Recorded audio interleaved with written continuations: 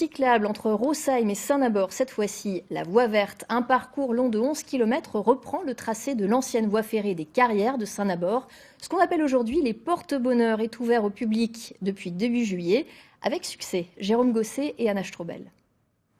Ici circulaient autrefois les trains qui transportaient notamment les pierres extraites des Carrières de Saint-Nabord. Mais depuis 2002, la ligne, désaffectée, était à l'abandon. Il y avait des ronces partout, donc c'était pas utilisé. Et là, vraiment, c'est une belle réalisation puisqu'on peut s'y promener en poussette, en vélo, à pied. C'est vraiment agréable. Il aura fallu 8 mois de travaux et 4 millions d'euros d'investissement pour transformer cette voie ferrée en voie verte. 11 km de Rosheim à Saint-Nabord.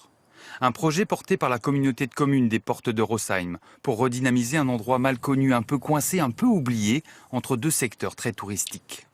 C'est vrai qu'avant les gens allaient plutôt directement de Obernai au Saint-Odile. Et là, il y a moyen de faire autre chose. En laissant de côté les voitures, l'avantage de cette voie verte, donc c'est une voie qui est en site propre, donc elle est totalement sécurisée, donc il n'y a aucun problème de circulation de voitures.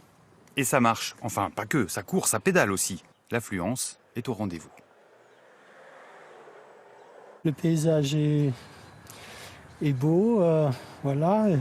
Et quand on habite en coin, en fait, on est surpris parce que bon, c'est un chemin qu'on ne prenait pas habituellement. Il y a des touristes, notamment il n'y a pas très longtemps, j'ai pu aider des touristes russes qui s'étaient perdus, qui cherchaient au trot alors qu'on est à côté, donc c'est très sympa, quoi. Donc les échanges sont sympas, les gens sont agréables en passant, donc c'est un bonheur, quoi.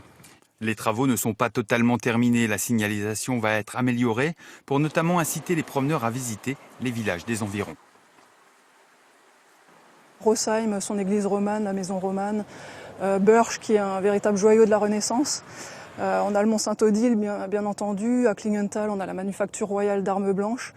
Donc ce sont des visites comme ça qui peuvent se goupiller avec cette balade sur la voie verte.